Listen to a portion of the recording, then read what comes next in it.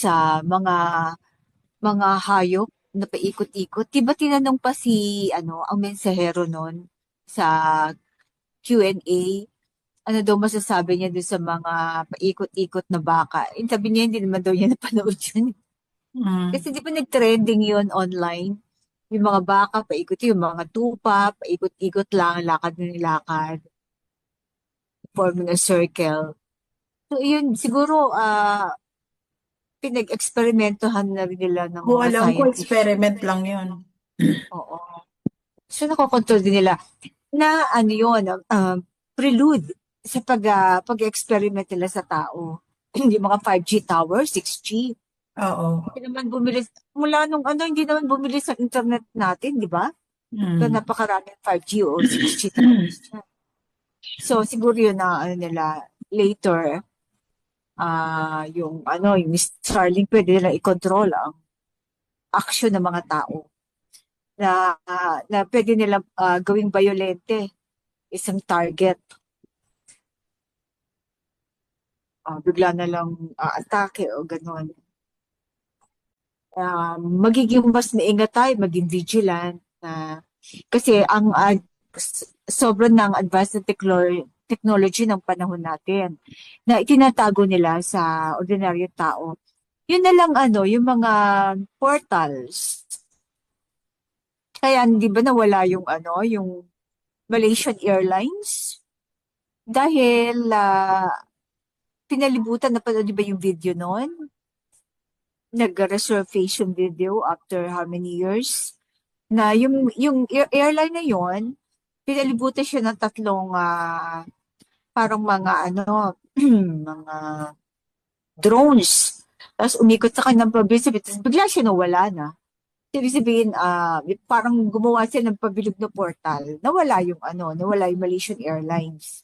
Sabi nakita ding wreckage sa ibang lugar, pero kitang-kita sa video, which is matagal na yung apan ano yun eh, parang civilian na nakukuha.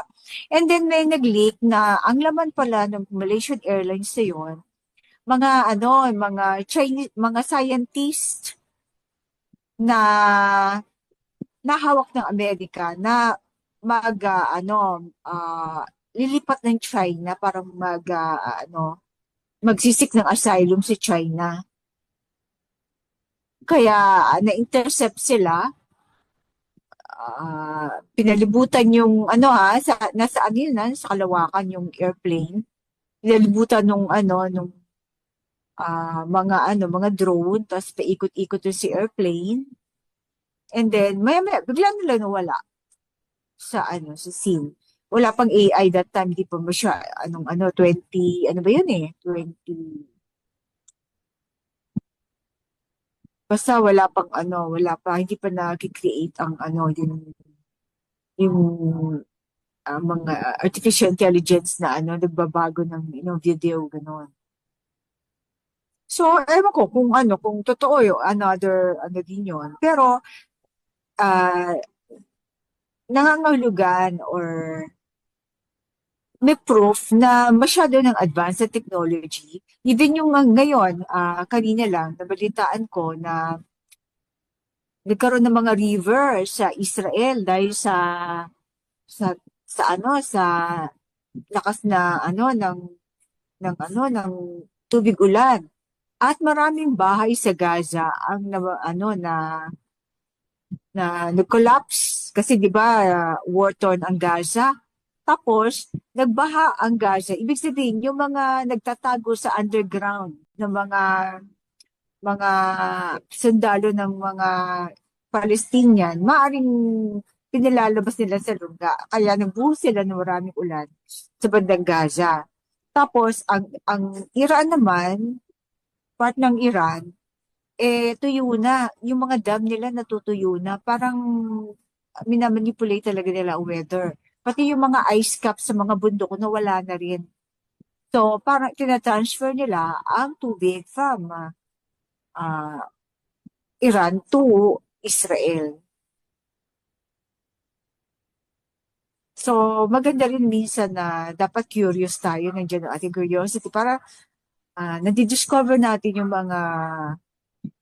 mga ginagawa, manipulation sa ating ah, mundong kinalalagyan na ginawa ng alahiyam na in perfect harmony, kumbaga,